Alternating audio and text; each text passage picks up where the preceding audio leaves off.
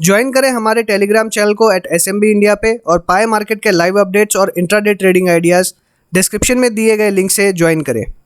तो friends, welcome to life advisor. सब सभी का स्वागत है हमारे चैनल पे। आप देखना शुरू कर चुके हैं निफ्टी के 50। जो लोग चैनल से नए जुड़ रहे हैं उन्हें बता दें कि हम क्या डिस्कशन करने वाले हैं। इस वीडियो में हम डिस्कस करेंगे निफ्टी के आज का ट्रेंड, निफ्टी में आने वाले दिन का ट्रेंड, साथ ही डिस्कस करेंगे FIIDs के डेटाज, ऑप्शन चेन एनालिसिस और पूरे निफ्टी के 50 स्टॉक्स का ट्रेंड 25 से 30 मिनट के अंदर में हम कवर करने की कोशिश करेंगे।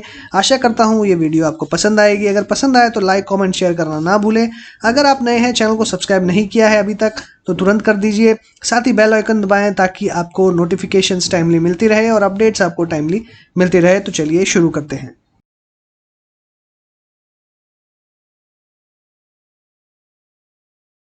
तो आज है 8 अक्टूबर का दिन और आज के अगर निफ्टी की बात करें तो एकदम फ्लैट क्लोजिंग हमको देखने मिल रही है। जहां मार्केट शुरू हुआ था वहीं पे खत्म होते हुए दिखाई दिया हमको। अगर 11,835 की बात करें तो वो हमारा ओपनिंग लेवल है और 11,834 हमारा क्लोजिंग लेवल है। तो जहां मार्केट शुरू हुआ वहीं बंद होते हुए हमको नजर आ रहा है। हाई इसने बनाया 11,900 का और लो बनाया इसने 11,791 का। तो जैसे हमने डिस्कशन किया था कल कि 11,800 के ऊपर जाने के चांसेस बहुत ही कम दिखाई दे रहे थे, क्योंकि जिस हिसाब से क्लोजिंग हुई थी और जिस हिसाब से कॉल राइटिंग थी तो डेफिनेटली 11,800 ब्रेक करना बहुत ही टफ लग रहा था। लेकिन उसके बाद में जिस तरीके की न्यूज फ्लो थी और आईटी सेक्टर में जो तेजी देखने मिली उससे 11,800 का लेवल भी टूटते हुए नजर आया और हमें एक शॉर्ट कवरिंग देखने के लिए मिली, जिसके कारण 11,905 का लेवल देखने मिला। वहीं जो क्लोजिंग है वो 11,834 के ऊपर में एक प्रॉफिट बुकिंग कह सकते हैं, या फिर एक इतने हाई पे आने के बाद में नीचे से अगर हम देखें तो डेफिनेटली हम 10,800 से लेकर ऑलरेडी हम 1000 पॉइंट ऊपर आ चुके हैं। तो काफी ऊपर आने के बाद में थोड़ा सा यहाँ पे कॉशियस व्यू बन चुका है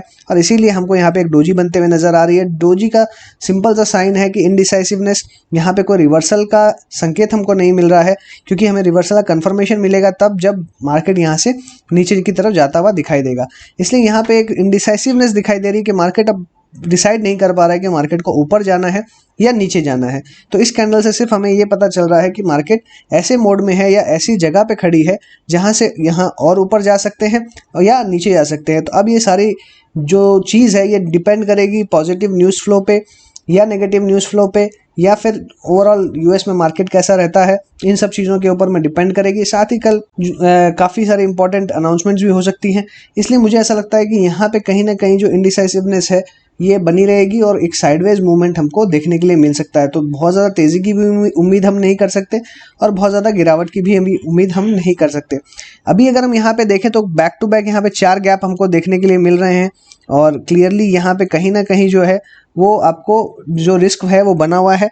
जब जब गैप से खुलता है तो गैप फिलिंग का जो रिस्क है वो बनते हुए नजर आता है और यहाँ पे एक नहीं, दो नहीं, बल्कि 4 गैप से कंटिन्यूअसली अपसाइड जाते हुए हमने देखा है। तो कहीं ना कहीं गैप फिलिंग जो है वो देखने मिल सकती है। तो कल के दिन में हमको एक गैप फिलिंग यहाँ की तो जरूर एक देखने के लिए मिल सकती है, क्योंकि बाकी जो 2 है वो नीचे की तरफ है। इसलिए मुझे लगता है कि कल की यहाँ की जो इमीडिएट गैप फिलिंग है, जो आज का हमारा गैप से मार्केट खुला था, उसकी जो गैप फिलिंग है वो हमको यहाँ पे डेफिनेटली देखने कल मिल सकती है। इसलिए कल के अगर लेवल्स की मैं बात करूँ तो 11,750 का लेवल मुझे नजर आ रहा है और वहीं ऊपर के अंदर में मुझे 11,900 का लेवल कैप नजर आ रहा है। मुझे लगता है 11,900 से लेकर 11,750 तक मार्केट ट्रेड हो सकती है और कल मार्केट किधर खुलेगा पहले उसी साइड में हमको ट्रेड देखने के लिए मिलेगा।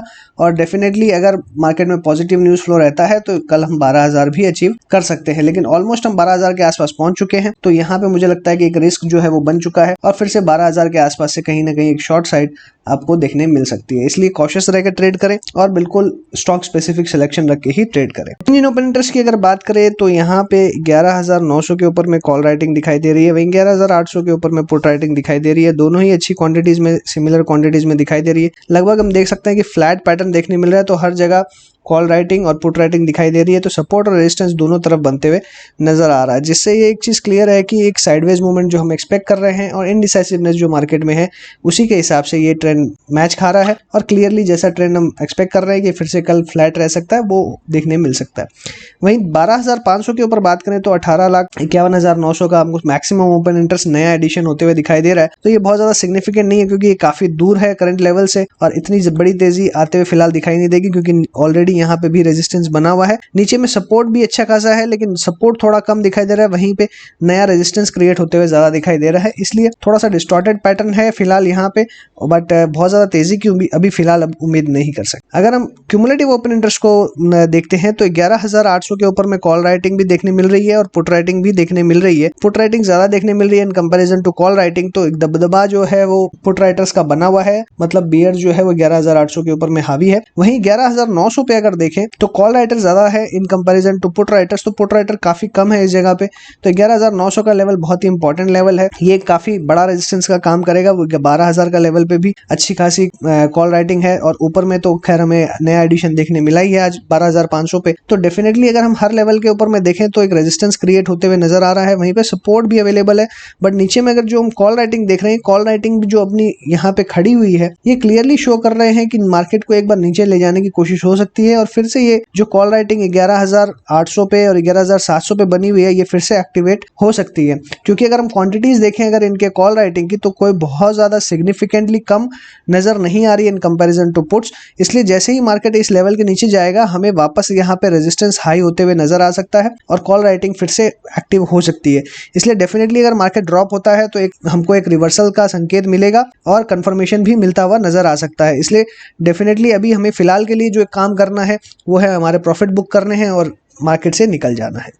ठीक है, कैश मार्केट की बात करें तो 978.37 करोड़ का एफआईआईज ने बाय किया है, डीआईएज ने 19.85 करोड़ का बाय किया है। तो नेट में देखें तो दोनों बायर्स हैं, यहाँ से पॉजिटिव डेटा निकल के आ रहा है, डीआईएज न्यूट्रल दिखाई दे रहे हैं। तो बहुत ज्यादा मुझे यहाँ से मैक्स क्यूज जो है वो नहीं मिल रहे हैं, तो अभी ये डेटा कोई हमारे काम का नहीं है। अगर हम यहाँ पे एफएनओ डेटा की बात करें एफआईआईज के, तो 781 करोड़ का इन्होंने लॉन्ग किया है इंडेक्स फ्यूचर्स में, वहीं स्टॉक फ्यूचर्स में कंटिन्यूसली शॉर्ट करते हुए आ रहे हैं। इंडेक्स ऑप्शंस के अंदर में 714 करोड़ का शॉर्ट किया है, और वहीं पे स्टॉक ऑप्शंस में 22 करोड़ का शॉर्ट किया, नेट में 222 करोड़ का शॉर्ट किया है। तो यहाँ पे डेटा न्यूट्रल नजर आ रहा है, न्यूट्रल टू नेगेटिव। इसलिए मेरा ऐसा मानना है कि एक साइडवेज व्यू जो हम लेके चल रहे थे वही हमको देखने के लिए मिलेगा। बहुत ज्यादा यहाँ पे हम उम्मीद नहीं कर सकते कि हमें बहुत ज्यादा यहाँ पे अपसाइड या डाउनसाइड दिखाई देगी। एक जो नॉर्मल ट्रेंड है वो हमको देखने के लिए मिलेगा। बात करते हैं स्टॉक्स की, एक एक करके डिस्कस करेंगे अल्फाबेटिक वे में। पहला स्टॉक सारा अदानी पोर्ट्स का, तो 360 रुपए के ऊपर में हमारी खरीदारी की राय थी और 355 का स्टॉप लॉस है। तो सेम हमारा अभी भी यही व्यू है, आप इसको लेके कंटिन्यू कर सकते हैं। बट जिस तरीके का पैटर्न निकलते आ रहा है, हो सकता है कि थोड़ी सी करेक्शन आपको देखने के लिए मिले, 350 तक आपको हो सकता है कि आते हुए दिखाई दे। अगर मार्केट इंडिसाइसिवनेस रहता है या फ्लैट रहता है तो 350 का लेवल आपको देखने मिल सकता है। तो इस केस में अभी फिलहाल के लिए आप अपनी पोजीशंस अनवाइंड कर सकते हैं। 350 के आसपास एक फिर से बाइंग अटेम्प्ट करी जा सकती है, बट मुझे लगता है कि फिलहाल के लिए आप 355 के साथ ही होल्ड करें पोजीशंस तो ज़्यादा बेटर रहेगा, और 355 के स्टॉप लॉस को एकदम स्ट्रिक्टली मेंटेन करें। 360 के ऊपर में फिर से निकलेगा तो एक अच्छी तेजी बन सकती है। एशियन पेंट्स की बात करें तो कल हमने डिस्कस किया था कि प्रॉफिट बुकिंग आपको देखने मिल सकती है, वो यहाँ दिखाई दे रही है, और डेफिनेटली इतने नीचे के लेवल से ऊपर तक हम जाते हुए दिखाई दिए 1900 से लेकर 2100 तक।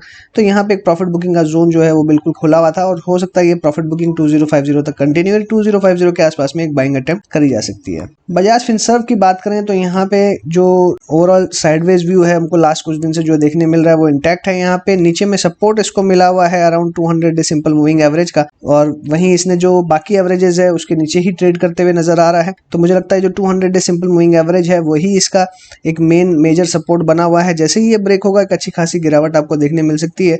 तो मुझे लगता है कि 5750 के नीचे जाता है तो हम सेल करके चलेंगे, और नीचे में हमारा टारगेट जो है वो 5500 तक का रहेगा। 5500 के बाद में एक्सटेंड करके 5300 5250 तक भी हम कर सकते हैं, और इस केस में स्टॉप लॉस हम रखेंगे 5825 का। बजाज ऑटो की बात करें तो यहाँ पे कंटिन्यूसली एक जो साइडवेज मूवमेंट है और बहुत बड़ा कंसोलिडेशन का जो रेंज है वो हमको देखने मिल रहा है। लगभग 2900 से लेकर 3100 के रेंज में ट्रेड होते हुए नजर आ रहा है कहीं ना कहीं, और एक अच्छी बड़ी कंसोलिडेशन रेंज हमको दिखाई दे रही है। 3100 के पार निकलेगा तो यहाँ पे और बड़ी तेजी हमको देखने के लिए मिलेगी, लेकिन ये जहां तक मैं देख पा रहा हूँ यहाँ पे जब भी ऊपर जाने की कोशिश करता है एक अच्छी खासी सेलिंग आते हुए दिखाई देती है। सिमिलरली आज भी हमको एक इसमें गिरावट देखने मिल रही है, और यहाँ पे ग्रेवस्टोन डोजी बनते हुए नजर आ रही है। तो फिलहाल मुझे यहाँ पे ऐसा लगता है कि एक साइडवेज मूवमेंट ही कंटिन्यूड रहेगा, जैसा ये पैटर्न चल रहा है वैसा ही, लेकिन 3100 के ऊपर में क्लोज होगा तो एक बड़ी तेजी इसमें देखने मिल सकती है जो 3200-3300 तक के लेवल्स पे ले जा सकती है। बट फिलहाल के लिए अगर हम वॉल्यूम्स के हिसाब से बात करें तो यहाँ पे काफी लास्ट 3-4 दिन से वॉल्यूम्स एक्टिव है, तो हो सकता है कि 3100 के ऊपर क्लोजिंग देखने के लिए मिले और ऊपर के कई लेवल देखने मिल सकते हैं। तो स्टॉक को अपने वॉच लिस्ट में रखें, आपको एक मौका यहाँ जहाँ पे जरूर मिल सकता है। बजाज फाइनेंस की बात करें तो यहाँ पे हमको फिर से नेगेटिव ट्रेंड देखने के लिए मिल रहा है। एक दिन शॉर्ट एक दिन लॉन्ग ट्रेंड जो इसने फॉलो किया था, उसके बाद में अभी यहाँ पे कंटिन्यूसली गिरावट देखने मिल रही है। और अगर करंट ट्रेंड के हिसाब से हम जाते हैं तो यहाँ पे अभी फिलहाल सपोर्ट मिला हुआ है इसको, इसलिए मुझे लगता है कि शॉर्ट की राय फिलहाल नहीं है। शॉर्ट करने के लिए मुझे लगता है अराउंड 3280 के नीचे कर जाता है, 3280 के नीचे हम सेल करके चलेंगे और फिर वापस हमको लगभग 3100 तक के लेवल्स यहाँ पे देखने के लिए मिल सकते हैं। और इस केस में स्टॉप लॉस हम रखेंगे 3350 का। भारतीय एयरटेल की बात करें तो मैंने यहाँ पे क्लियरली एक चीज कल डिस्कशन करी थी कि 420 से लेकर 440 की जो रेंज है ये बिल्कुल ही नो ट्रेड जोन है। इसके बीच में कोई आपको ट्रेड नहीं लेना है, ना ही लॉन्ग का ना ही शॉर्ट का, बिल्कुल ही इस रेंज के अंदर में ट्रेड होते हुए नहीं दिखाई दे रहा। और मुझे यहाँ पे एक फॉलिंग वेज अगर हम देखें तो वो बनते हुए नजर आ रहा है, जिसका संकेत है कि जिस साइड ये ब्रेकआउट देगा उस साइड ये फर्दर गिरावट या तेजी दिखा सकता है। इसलिए मुझे लगता है कि अभी फिलहाल फॉलिंग वेज का हमको वेट करना चाहिए, जिसका कंफर्मेशन मुझे लगता है कि अराउंड 435 के बाद में हमको मिलेगा। 435 के ऊपर निकलेगा तो एक ब्रेकआउट का कंफर्मेशन आपको मिलेगा। 435 की क्लोजिंग के ऊपर में आप एक बाय करके चल सकते हैं। 460 तक का टारगेट रह सकता है और उसमें हम स्टॉप लॉस रखेंगे अराउंड 420 का। और यहाँ पे हम देखें तो 420 के नीचे अगर गिरता है तो अच्छी खासी गिरावट देखने मिल सकती है और आपको फर्दर मैंने जैसे पहले बताया था कि 300 तक के लेवल्स भी देखने मिल सकते हैं। इसलिए 420 के नीचे ही सेल करके चले, अदरवाइज अभी 420 से लेकर 435 तक अवॉइड करें। बीपीसीएल की बात करें तो इसमें कंटिन्यूसली गिरावट हमको देखने मिल रही है और हमने पहले भी इसमें डिस्कशन किया है और मैं कंटिन्यूसली इसके अंदर में नीचे के लेवल्स दे रहा हूँ। 340 का लेवल जो था वो बिल्कुल यहाँ पे दिखाई दे रहा है। 320 का नेक्स्ट लेवल यहाँ पे मुझे नजर आ रहा है। 320 तक ये स्टॉक आता हुआ आपको नजर आ सकता है, बट फिलहाल कल कंटिन्यू रहनी चाहिए गिरावट और 320 तक का लेवल आपको बहुत जल्दी देखने मिल सकता है। वहीं नेक्स्ट सपोर्ट है इसका 300 के आसपास। 300 भी अगर ब्रेक करता है तो लास्ट इसका सपोर्ट 260 पे है सीधा, इसलिए यहाँ पे फर्दर गिरावट तो मुझे एक्सटेंड होते हुए नजर आ रही है। तो 320 तक का टारगेट हम लेके चल सकते हैं। शॉर्ट नहीं किया तो अभी भी कर सकते हैं, बट थोड़ा सा कॉशियस व्यू रखना होगा क्योंकि मार्केट अगर ज्यादा वॉलेटाइल रहती है तो ऑप्शंस के जरिए ट्रेड ना लें, वहां पे आपके ऑप्शंस के प्रीमियम खराब हो सकते हैं। ब्रिटानिया की बात करें तो ब्रिटानिया साइडवेज है, एक बहुत ही लॉन्ग कंसोलिडेशन इसके अंदर भी चलते हुए नजर आ रहा है, बट ओवरऑल अगर हम देखें तो यहाँ पे एक नेगेटिव पैटर्न ही बनते हुए नजर आ रहा है, इसलिए मेरा यहाँ पे कोई बाय का व्यू नहीं है, थोड़ा सा अवॉइड करे ज्यादा बेहतर रहेगा। सिप्ला के अंदर 800 के ऊपर हमको एक ब्रेकआउट देखने मिल रहा है, वॉल्यूम के साथ में कंटिन्यूसली यहाँ ट्रेड होते हुए नजर आ रहा है हमको। और यहाँ पे एकदम क्लियर जैसा कप एंड हैंडल हमने पहले डिस्कस किया था कि यहाँ पे कप बनते हुए हैंडल बनते हुए नजर आ रहा है। एकदम क्लियर ब्रेकआउट है, अपने ऑल टाइम हाई के ऊपर में ही क्लोज होते हुए नजर आया है। फर्दर एक्सटेंशन हमको और तेजी इसके अंदर में देखने मिल सकती है, इसलिए कल हम एकदम क्लियरली बाय करके चलेंगे। 900 का जो हमारा टारगेट है वो जल्दी से देखने के लिए मिल सकता है। कोल इंडिया में गिरावट एक्सटेंड होते हुए नजर आ रही है। 113.3 का लेवल अभी फिलहाल नजर आ रहा है। यहाँ पे गिरावट एक्सटेंड होकर 110 रुपए तक का, 110 रुपए जाता है तो 105 100 तक का लेवल्स भी देखने मिल सकता है। इसलिए मुझे लगता है कि फिलहाल इसके अंदर में कोई फ्रेश खरीदारी नहीं करनी चाहिए, पर अगर हम देखें तो सिर्फ इसमें गिरावट जो है वो एक रुपए सवा रुपए की गिरावट हमको देखने के लिए मिल रही है। तो बहुत ही छोटे छोटे लेवल्स इसके अंदर देखने मिल रहे हैं, तो डेफिनेटली मुझे लगता है कि आपको इसके अंदर में फिलहाल खरीदारी नहीं करनी चाहिए, शॉर्ट भी नहीं करना चाहिए, अभी अवॉइड करें ज्यादा बेटर रहेगा। डिविस लैब के अंदर में मैंने लास्ट टाइम आपको क्लियरली कहा था कि 3150 के ऊपर में हम बाय करेंगे। यहाँ पे हमको एकदम क्लियर 3230 का टारगेट देखने मिल रहा है। ऊपर में मैंने 3300-3400 तक के लेवल्स की भी बात करी थी, तो मुझे लगता है आने वाले दिनों में 3300-3400 तक के लेवल्स आपको देखने मिल सकते हैं। यहाँ पे खरीदारी करके चल सकते हैं, फ्रेश बाइंग भी कर सकते हैं और मुझे लगता है कि आपको पेशेंसली थोड़ा वेट करना चाहिए। अराउंड 3300 का लेवल आपको डेफिनेटली आने वाले दिनों में देखने मिलेगा और हो सकता है 3400 भी आपको बहुत जल्दी देखने मिल जाए। तो यहाँ पे भी अभी फिलहाल फ्रेश पोजीशन बना सकते हैं। करंट पोजीशंस के लिए मुझे लगता है स्टॉप लॉस अराउंड 3180 का एप्रोप्रिएट रहेगा। 3180 के ट्रेलिंग स्टॉप लॉस साथ में करंट पोजीशंस भी होल्ड करें और फ्रेश पोजीशंस भी बना सकते हैं। डॉक्टर रेड्डीज की बात करें तो सिप्ला के साथ साथ आज इसमें भी मूवमेंट दिखाई दे रहा है, वॉल्यूम्स यहाँ पे अब दिखाई दे रही है, तो यहाँ पे खरीदारी की मौके मिल सकते हैं, लेकिन मेरा व्यू यहाँ पे 5250 के ऊपर में ही बाय का है। तो 5250 के ऊपर निकलता है तभी बाय करें, अदरवाइज अवॉइड करें।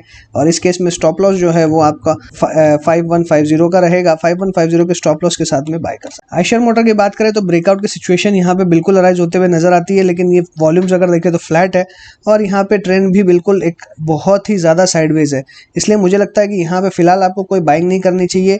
2200 के ऊपर जरूर क्लोज हो रहा है लास्ट 2-3 दिन से, लेकिन ये ब्रेकआउट दे नहीं पा रहा है, इसलिए अवॉइड करें ज्यादा बेटर रहेगा। गेल इंडिया में हमने 80 के लेवल की बात करी थी कि यहाँ पे 80 का लेवल देखने मिल सकता है। 84 यहाँ पे करंटली मुझे जो पैटर्न क्लियरली नेगेटिव दिखाई दे रहा है। अब यहाँ पे इन्वर्टेड कप मुझे नजर आ रहा है, अगर इन्वर्टेड कप यहाँ बनता है तो फर्दर गिरावट आपको देखने मिलेगी। 80 और 70 तक के लेवल भी देखने मिल सकते हैं। और अगर इसमें एक पैटर्न अगर नोटिस करें तो यहाँ पे क्लियरली अगर देखें तो इन्वर्टेड यहाँ पे भी एक पैटर्न बनते हुए नजर आ रहा है, जो कि क्लियरली सजेस्ट कर रहा है कि 70 रुपए के बाद में ये और गिरावट दे सकता है है, तो यहाँ पे बहुत ही ज़्यादा डेंजरस सिचुएशन बनती हुई नजर आ रही है। क्लियरली लॉन्ग टर्म पोजीशंस जो अगर आपकी हैं इसमें, तो आप इसमें से एग्जिट करें, ज़्यादा बेटर रहेगा। कोई बाई की सलाह यहाँ नहीं है, सेल करके चलना है। एक ट्रेलिंग स्टॉप लॉस लगा के आप इसमें सेल की पोजीशंस बना सकते हैं। मुझे लगता है अराउंड 88 का स्टॉप लॉस रखें, 88 के स्टॉप लॉस के साथ में सेल पोजीशंस बनाएं, नीचे में अच्छे टारगेट्स आपको मिल सकते हैं। ग्रासिम की बात करें तो कंटिन्यूसली अपसाइड मूव कर रहा है और मेरा यहाँ पे अपसाइड का ही व्यू था और वो यहाँ पे इंटैक्ट है। 800 रुपये तक के लेवल्स आपको देखने के लिए मिल सकते हैं और अभी भी मेरा 800 रुपये का टारगेट इंटैक्ट है और मुझे लगता है कि बहुत जल्दी आपको देखने के लिए मिलेगा। तो करंट पोजीशंस हैं तो होल्ड करें, 800 का टारगेट आपको मिलेगा। फ्रेश पोजीशंस फिलहाल अब ना बनाएं, अब रिस्क रिवॉर्ड यहाँ फेवरेबल नहीं है तो अवॉइड करना ही बेटर रहेगा। HCL टेक की बात करें तो 900 का लेवल हमको यहाँ पे हमने डिस्कशन किया था कि टारगेट देखने मिलेगा। 879 का हाई देखा, हाई के साथ में एक प्रॉफिट बुकिंग बहुत ही जबरदस्त देखी, वॉल्यूम भी काफी ज्यादा दिखाई दे रहा है, तो हो सकता है कि एक साइडवेज मूवमेंट आपको देखने के लिए मिल सकता है यहाँ पे। तो अभी फिलहाल फ्रेश पोजीशंस अवॉइड करें, वही मेरी सलाह रहेगी। फ्रेश पोजीशंस के लिए थोड़ा सा वेट एंड वॉच करें। HDFC के अंदर में 2000 तक का लेवल का हमने डिस्कशन करा था कि 2000 तक के लेवल्स भी आपको देखने के लिए मिल सकते हैं और अभी करंटली अगर हम यहाँ देखें तो मुझे नजर आ रहा है 1988 का, वहां से प्रॉफिट बुकिंग एक्सटेंड होते हुए नजर आ रही है, क्लोजिंग 1949 के आसपास होते हुए नजर आ रही है। इसलिए मुझे लगता है कि यहाँ पे जो है आपको एक अच्छी तेजी देखने के लिए मिल सकती है और डेफिनेटली मुझे लगता है कि यहाँ पे कहीं ना कहीं आपको एक प्रॉफिट बुक करके अभी निकल जाना चाहिए। थोड़ी सी प्रॉफिट बुकिंग एक्सटेंड हो सकती है, फिर 1900 तक के लेवल्स पे आ सकता है। HDFC लाइफ की अगर बात करें तो HDFC लाइफ एकदम यहाँ पे अगर देखें तो कंटिन्यूसली सपोर्ट और रेजिस्टेंस के बीच में फंस चुका है। वॉल्यूम्स काफी हाई है, फिर भी ये स्टॉक के अंदर में हमको आज तेजी देखने के लिए मिल रही है, तो कहीं ना कहीं इसमें पोटेंशियल जरूर दिखाई दे रहा है, इसमें मूवमेंट आने की कोशिश हमें जरूर दिखाई दे रही है, बट स्टॉक में मूवमेंट नहीं आ रहा है। इसलिए मुझे लगता है कहीं ना कहीं यहाँ पे एक अच्छा मूवमेंट बन सकता है। वेट एंड वॉच करें, यहाँ पे एक अच्छी तेजी आपको देखने मिलेगी आने वाले दिनों में। मुझे ऐसा लग रहा है जिस तरीके से फॉर्मेशन बन रहा है, और अगर यहाँ पे देखें तो क्लियरली एक सपोर्ट बना हुआ है जिसके कारण ये ऊपर जाने की कोशिश कर रहा है। इसलिए मुझे लगता है कि अराउंड 590 के ऊपर में हम इसे बाय कर सकते हैं। 590 के ऊपर में बाय करना है, टारगेट 625-650 तक के रह सकते हैं। हीरो मोटोकॉर्प की बात करें तो यहाँ पे एक्सटेंशन नजर आ रहा है और बहुत ही ज्यादा तेजी हमको देखने के लिए मिली है स्टॉक के अंदर में। नीचे के लेवल से कंटिन्यूसली स्टॉक अप ट्रेंड में ही ट्रेड करते हुए नजर आ रहा है। 1600 से लेकर अभी स्टॉक ने 3200 तक के लेवल्स पार कर लिए हैं, तो ऑलमोस्ट डबल से ऊपर ही ये स्टॉक निकल चुका है। तो करंटली क्या इसमें एक्सटेंड होते हुए नजर आएगी, तो यहाँ पे डेफिनेटली और आपको तेजी एक्सटेंड होते हुए नजर आ सकती है। 3400 तक के लेवल्स मिल सकते हैं। फ्रेश पोजीशंस फिलहाल ना बनाएं, अवॉइड करें ज्यादा बेटर। हिंडाल्को की बात करें तो हिंडाल्को में 170 का लेवल मैंने कहा था कि यहाँ पे एक अच्छी पोजिशनल व्यू बना के यहाँ चल सकते हैं। 170 का लेवल, ऊपर में रेजिस्टेंस भी काफी है, इसलिए बहुत ज्यादा तेजी या मंदी की हम उम्मीद नहीं करेंगे। 180 के आसपास हम अपना प्रॉफिट भी बुक कर सकते हैं, या अगर पोजीशंस है तो एग्जिट कर सकते हैं। 180 के आसपास में रेजिस्टेंस काफी दिखाई दे रहा है, इसलिए 180 के आसपास एक बार एग्जिट कर लें। फ्रेश पोजीशंस के लिए थोड़ा सा वेट करें। HUL की बात करें तो सारे मूविंग एवरेजेस के ऊपर आता हुआ नजर आ रहा है। वॉल्यूम्स में देखें तो कोई बहुत ज़्यादा खास मुझे नज़र नहीं आ रही है, वॉल्यूम्स बहुत ही फ्लैट हैं। इसलिए मुझे लगता है कि यहाँ पे एक जो ट्रेंड है अप ट्रेंड कंटिन्यू है, लेकिन फिलहाल इसके अंदर में फिर से ऊपर में रेजिस्टेंस 2200 के आसपास दिखाई दे रही है, तो मैक्सिमम 2200 तक का लेवल आपको देखने मिलेगा। रिस्क रिवॉर्ड फेवरेबल नहीं है, तो मेरी अवॉइड की सलाह रहेगी, अवॉइड ही करें। ऑलरेडी ये स्टॉक नीचे से हम देखें तो काफ़ी ऊपर आ चुका है, बट फिलहाल मेरा इसके अंदर में कोई व्यू नहीं है, एक ट्रेडिंग स्टॉक है नहीं है, बहुत ही छोटे लेवल्स पे ये ट्रेड करता है, तो मुझे लगता है कि फिलहाल इसके अंदर कोई पोजीशन से नहीं बनानी चाहिए। इन्फोसिस की बात करें तो इन्फोसिस में हमारा लेवल था 1150 तक का और 1100 का, तो 1100 भी आज अचीव होते हुए नजर आया और 1150 की भी कोशिश दिखाई दे रही थी। 1124 का अगर हाई देखे तो हमको देखने मिल रहा है और ऊपर से हाई के लेवल से काफ़ी ज़्यादा तेजी से गिरावट देखने मिली। 1093.7 का लेवल हमको देखने मिल रहा है। यहाँ पे गैप जो है वो दिखाई दे रहा है, हो सकता है ये गैप फिलिंग की कोशिश होते हुए दिखाई दे, और यहाँ पे भी एक अनफिल्ड गैप है जो कि काफ़ी बड़ा है, इसलिए यहाँ वाला गैप मुझे ज़्यादा चिंतित अभी फिलहाल नहीं कर रहा है, लेकिन यहाँ का गैप जो है वो मुझे चिंतित कर रहा है और हो सकता है कि एक बार 1050 तक के लेवल्स फिर से आपको देखने मिले। इसलिए मेरा मानना है कि अगर करंट पोजीशन है तो एग्जिट कर ले। IOC के अंदर में यहाँ पे एक अपने आप को होल्ड करने की कोशिश दिखाई दे रही है, लेकिन बहुत ही छोटे रेंज में ट्रेड होते हुए नजर आ रही है, और जनरली जैसा मैंने पहले भी डिस्कशन किया है कि यहाँ का ट्रेंड जो है वो बिल्कुल डाउन ट्रेंड दिखाई दे रहा है, और डेफिनेटली यहाँ पे नेगेटिव है। ट्रेंड देखें तो कंटिन्यूसली नेगेटिव है, यहाँ से बहुत बड़ी गिरावट भी आपको देखने मिल सकती है। हालांकि स्टॉक में ज़्यादा मूवमेंट नहीं नज़र आ रहा है, इसलिए अभी अवॉइड करना सलाह रहेगा। कोई सेल की पोजीशन ना बनाए, बट बाय बिल्कुल नहीं करना है। ITC की बात करें तो यहाँ पे फर्दर एक गिरावट के संकेत यहाँ मिलते हुए नजर आ रहे हैं। यहाँ से फर्दर गिरावट हो सकती है जो एक्सटेंड हो सकती है अप टू 160 बहुत ही स्ट्रॉन्ग सपोर्ट जोन है और यहाँ से फिर से एक अपसाइड देखने मिल सकती है। बट ओवरऑल अगर अभी फिलहाल ट्रेंड देखें तो नेगेटिव है। 160 के आसपास अगर आता है तो हम एक बार बाइंग अटेम्प्ट जरूर करेंगे, बट फिलहाल मेरी और इसमें कोई व्यू नहीं है। JSW स्टील की देखें तो फिर से साइडवेज ही मूवमेंट देखने मिल रहा है। 300 का लेवल आज अटेम्प्ट करने की कोशिश करी, 298.4 का इसने हाई बनाया। वॉल्यूम्स फ्लैट हैं, वॉल्यूम्स में कोई बहुत ज्यादा अनसर्टेन मूव देखने नहीं मिल रहा है, इसलिए मेरा मानना है कि इस पूरी रेंज के अंदर में ही ये ट्रेड हो रहा है। फिलहाल इसके अंदर में कोई पोजीशंस ना बनाए, ज्यादा बेहतर रहेगा। LNT में नेगेटिव, यहाँ पे भी जिस तरीके से हमको ITC में देखने मिल रहा है, यहाँ पे भी ट्रेंड नेगेटिव है और ये फर्दर नेगेटिव होते हुए दिखाई दे रहा है, इसलिए एक अच्छी गिरावट इसमें भी हो सकती है। लॉन्ग पोजीशंस अगर हैं तो एग्जिट कर ले, अगर फ्रेश पोजीशंस बनाई तो थोड़ा सा भी वेट एंड वॉच करें, इसके अंदर में अच्छा मौका मिलेगा। मारुति की बात करें तो आज फ्लैट क्लोजिंग देखने मिल रही है, यहाँ पे भी डोजी बनते हुए नजर आ रही है जो कि क्लियरली इंडिसाइसिवनेस का संकेत दे रही है, इसलिए मुझे ऐसा लगता है कि फिलहाल अब इसके अंदर से एक बार एग्जिट हो जाना चाहिए। हालांकि 7200 तक का हमारा टारगेट था, बट जिस हिसाब से डोजी बनते हुए नजर आ रही है यहाँ से एक बार एग्जिट कर लेना ही बेहतर हो। M&M में भी यहाँ डोजी बनते हुए नजर आ रही है, यहाँ पे भी इंडिसाइसिवनेस है और लगभग 640 से 600 की जो रेंज है ये कंसोलिडेशन रेंज है इसकी, और बार बार यहीं से फिर से गिरावट देखने मिलती है, इसलिए मुझे लगता है कि यहाँ से एक बार पोजीशंस अनवाइंड कर लेनी चाहिए, ज्यादा बेटर रहेगा। नेस्ले की बात करें तो FMCG स्टॉक्स में जिस तरह से तेजी देखने मिल रही है, इसमें भी कंटिन्यूसली तेजी देखने मिल रही है और हो सकता है कि और ये एक्सटेंड होते हुए नजर आए। ऊपर में रेजिस्टेंस काफी दिखाई दे रहा है, 1650 के ऊपर निकलेगा तभी कोई बड़ी तेजी आ सकती है। 1650 के ऊपर में भी काफी रेजिस्टेंस है, इसलिए फिलहाल मुझे यहाँ पे कोई बहुत अच्छी पोजीशंस दिखाई नहीं दे रही है, अवॉइड करने बेहतर रहेगा। NTPC में सेल की सलाह थी और 80 तक का टारगेट हमारा था, 80 के नीचे फर्दर 72 रुपए तक का भी टारगेट हमने दिया था इसके अंदर में, क्योंकि ऑलरेडी अगर देखें तो काफी इसमें गिरावट देखने मिल रही है और मुझे लगता है फर्दर एक्सटेंड हो सकती है। अगर यहाँ से एक रिवर्सल देखने मिलता है तो मुझे लगता है कि जब तक ये अराउंड 87 का लेवल पार नहीं करेगा, जो कि बहुत ही क्रूशियल लेवल है, 87 के ऊपर में ही खरीदारी करेंगे, ज़्यादा बेहतर रहेगा। बट फिलहाल के लिए 80 और 72 तक के टारगेट दिखाई दे रहे हैं। ONGC की बात करें तो सिमिलरली जैसा हमको सारे PSU स्टॉक्स ऑयल सेक्टर में देखने मिल रहा है, गैस सेक्टर में देखने मिल रहा है, वही हमको यहाँ देखने मिल रहा है, नेगेटिव, कंप्लीटली नेगेटिव, और यहाँ पे भी गिरावट देखने मिल रही है जो एक्सटेंड हो सकती है, 60 रुपए तक का लेवल देखने मिल सकता है। पावर ग्रिड की बात करें तो यहाँ पे भी गिरावट देखने मिल रही है और यहाँ पे तो हमने एक्सपेक्टेड भी की थी कि 150 तक का लेवल देखने मिलेगा, यहाँ पे भी गिरावट की तैयारी है, 150 रुपए का लेवल आपको देखने मिलेगा। रिलायंस के अंदर अमेजोन की न्यूज के बाद में एक गिरावट का संकेत हमको देखने मिला कल, और इसके बाद में ये एक्सटेंड होते हुए आज फिर से यहाँ पे 20 डे सिंपल मूविंग एवरेज के नीचे आता हुआ दिखाई दे रहा है। एक छोटे से रेंज के अंदर कंसोलिडेट करते हुए नजर आ रहा है, हो सकता है फिर से बाउंस देखने मिले और रिलायंस फिर से मार्केट को खींचते हुए दिखाई दे, बट मुझे लगता है थोड़ा सा अभी यहाँ पे इसको रेस्ट मिल रहा है और ये भी साइडवेज ही रहता हुआ नजर आएगा नेक्स्ट 2-3 दिन, इसलिए कोई लॉन्ग और शॉर्ट ना करें, बेहतर रहेगा। SBI लाइफ के अंदर में यहाँ पे भी नेगेटिव दिखाई दे रहा है, 800 रुपए तक का लेवल आपको देखने मिल सकता है। 800 रुपए के बहुत ही स्ट्रॉन्ग सपोर्ट जोन है, इसके नीचे जाता तो फर्दर अच्छी खासी गिरावट देखने मिल सकती है 760 720 तक की, लेकिन फिलहाल मुझे लगता है कि लाइफ इंश्योरेंस सेक्टर के अंदर में थोड़ा सा साइडवेज मूवमेंट है, क्योंकि ओवरऑल अगर हम HDFC लाइफ SBI लाइफ देखें तो एकदम साइडवेज चलते हुए नजर आ रहे हैं, बहुत ही छोटी छोटी कैंडल्स बन रही हैं, इंडिसाइसिव कैंडल्स बन रही है, बट ओवरऑल ट्रेंड जो है यहाँ पे शॉर्ट टर्म ट्रेंड अभी भी अप ट्रेंड का इंटैक्ट है, इसलिए फिलहाल अभी सेल करने की राय नहीं है, थोड़ा सा अवॉइड करें, ज्यादा बेहतर रहेगा। नीचे में अगर आता है तो एक बार बाइंग की अपॉर्चुनिटी अगर मिले तो एक्सप्लोर करनी चाहिए, बट फिलहाल के लिए कोई अभी फिलहाल बाई या सेल की सलाह नहीं है। श्री सीमेंट्स की बात करें तो श्री सीमेंट्स के अंदर में अब रेजिस्टेंस जोन के अंदर ये आ चुका है, यहाँ से गिरावट देखने मिल सकती है, प्रॉफिट बुक करें घर जाएं, अभी कोई फ्रेश बाई की सलाह नहीं है। सन फार्मा के अंदर हमने डिस्कशन किया था कि बार बार 520 से 540 के बीच में आता है और फिर वापस वहां से गिरावट देखने मिलती है।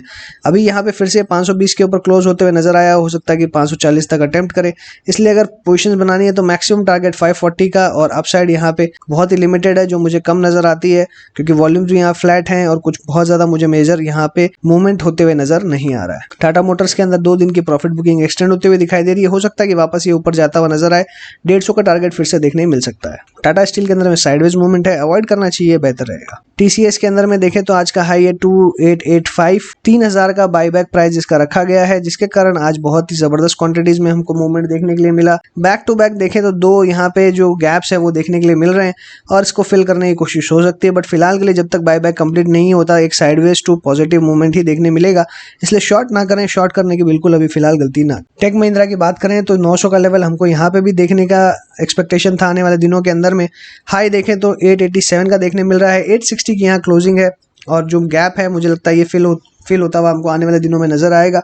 ये फिल होने के बाद में फिर से एक तेजी का माहौल एक्सटेंड हो सकता है, इसलिए डेफिनेटली गिरावट होती है, गैप फिल होता है तो उसके बाद में एक बाइंग की कोशिश हमें जरूर करनी चाहिए। बट ओवरऑल मार्केट ट्रेंड अगर पॉजिटिव रहता है तभी हमें करना है, अदरवाइज थोड़ा सा अभी अवॉइड करना चाहिए, मार्केट को सेटल होने देना चाहिए, उसके बाद में हम कोई पोजीशंस बनाने की कोशिश करेंगे। टाइटन में जो मेरी पोजीशंस थी इंटैक्ट है, 1200 के ब्रेकआउट के बाद में 1250, 1300, 1350 तक के लेवल देखने मिलेंगे। यहाँ पे और एक्सटेंड हो सकती है रैली, इसलिए डेफिनेटली बने रहें अभी, और अगर फ्रेश पोजीशन बनानी है तो भी बना सकते हैं। 1300, 1350 तक के लेवल देखने मिलेंगे। स्टॉप लॉस लगाएंगे इसमें हम 1200 का। अल्ट्राटेक सीमेंट के अंदर में हमारा लेवल था 4300, 4400 क्लियरली अचीव होते हुए नजर आ रहा है। 4360 का हाई इसने बनाया और यहाँ पे हो सकता है कि और एक्सटेंड होते हुए नजर आए। हालांकि वॉल्यूम कल से कंपेयर करें तो कम होते हुए नजर आ रही है, तो हो सकता है कि थोड़ी बहुत प्रॉफिट बुकिंग आपको देखने मिले। तो प्रॉफिट बुकिंग जहाँ पे होती है तो डेफिनेटली आपको फिर से एक ड्रॉप में बाय करना चाहिए और वापस 4400 तक के लेवल देखने मिलेंगे। 4400 के बाद में और ऊपर जा सकते। यूपीएल के अंदर में साइडवेज व्यू मूवमेंट जो है वो कंटिन्यूड है, एक छोटे से रेंज में ट्रेड कर रहा है, बार बार 520 क्रॉस करने की कोशिश करता है बट नीचे आता हुआ दिखाई देता है। ये तीसरी बार है जब इसने 520 अटेम्प्ट किया, मुझे लगता है अभी ये पार नहीं कर पा रहा है, तो हो सकता है कि गिरावट देखने के लिए मिले, बट बहुत ज्यादा गिरावट देखने नहीं मिलेगी, इसलिए सेल करके ना चलें, अवॉइड करें, इस स्टॉक में भी कोई पोजीशन ना बनाए। विप्रो के अंदर हमारा 350 का टारगेट था, क्लियरली यहाँ अचीव हुआ। आईटी सेक्टर में हमारा सारे टारगेट्स अचीव हो चुके हैं ऑलमोस्ट, और मुझे लगता है कि एक बार का रेस्ट यहाँ पे मिल सकता है स्टॉक्स को। यहाँ पे फिलहाल हमें गैप दिखाई दे रहा है जो कि बहुत ही बड़ा है गैप, 351 के ऊपर में ओपन होते हुए दिखाई दिया था, लो इसने 346 का, हाई 367 का। तो मुझे लगता है फिलहाल के लिए जब तक ये बार गैप्स अब फिल ना हो जाए तब तक अभी कोई फ्रेश पोजीशन नहीं बनानी चाहिए। थोड़ा वेट एंड वॉच करें, थोड़ा सा पेशेंस रखें, फ्रेश एंट्री के लिए थोड़ा सा अभी टाइम है। मुझे लगता है एक बार वापस 340 के नीचे अगर आते हैं स्टॉक्स तब हमें थोड़ा सा एंट्री करना चाहिए। बट फिलहाल के लिए भी काफ़ी रिस्क जो है वो बढ़ चुका है आईटी स्टॉक्स के अंदर में, इसलिए अब आईटी स्टॉक्स को थोड़ा अवॉइड करें। फार्मा सेक्टर के ऊपर में आप कंसंट्रेट कर सकते हैं, बट ओवरऑल अगर मैं सारे स्टॉक्स में देखूँ तो बहुत ज़्यादा पोजिशन बनाने की जगह मुझे नजर नहीं आ रही है। साथ ही बैंक निफ्टी की अगर बात करें तो बैंक निफ्टी के अंदर में भी काफ़ी साइडवेज टू नेगेटिव मूवमेंट ही देखने के लिए मिल सकता है, इसलिए कल का ट्रेंड की बात करूं तो कल ट्रेंड मुझे साइडवेज टू नेगेटिव नजर आ रहा है। तो फिलहाल मुझे लगता है कि आपको कोई भी ज्यादा लॉन्ग पोजीशंस एग्रेसिवली नहीं बनानी चाहिए। प्रॉफिट जहां जहां है आपको बुक करके एग्जिट कर लेना चाहिए, और इवन अगर छोटे छोटे स्टॉप लॉसेज है या स्टॉप लॉसेज हैं तो एक बार के लिए आपको अपने पोजीशंस अनवाइंड कर लेनी चाहिए। फ्रेश पोजीशंस के लिए वेट करना चाहिए, ना लॉन्ग करें ना शॉर्ट। अभी मार्केट को हो सकता है जितना हो सकता है कल एक बार अवॉइड करें, ज्यादा बेटर रहेगा। बहुत ज्यादा वोलेटाइल या बहुत ज्यादा मूवमेंट मुझे कल नजर नहीं आ रहा है। तो इसी के साथ मैं अपनी बात को यहीं पे वाइंड अप करूंगा। अगर अच्छा लगा हो तो लाइक कीजिएगा, दोस्तों के साथ शेयर कीजिए, कमेंट बॉक्स में अपने व्यूज लिखना ना भूलें। चैनल सब्सक्राइब ना किया हो तो तुरंत कर दीजिए। अगर चैनल की मेंबरशिप अगर आपने ज्वाइन नहीं करी है तो डिस्क्रिप्शन बॉक्स में लिंक दी, वहां से आप ज्वाइन कर सकते हैं। लास्ट हमारी जो पिक्स हैं सबने बहुत ही जबरदस्त परफॉर्मेंस दिया है और मुझे लगता है कि जिन्होंने ज्वाइन किया है उन्हें अच्छा फायदा पहुंचा है। अगर आप तक वो फायदा नहीं पहुंचा है तो तुरंत ज्वाइन करें, डिस्क्रिप्शन बॉक्स में लिंक दी हुई है या सब्सक्राइब बटन के पास में भी ज्वाइन बटन मिल सकता है। So thanks for watching again, happy trading and investing.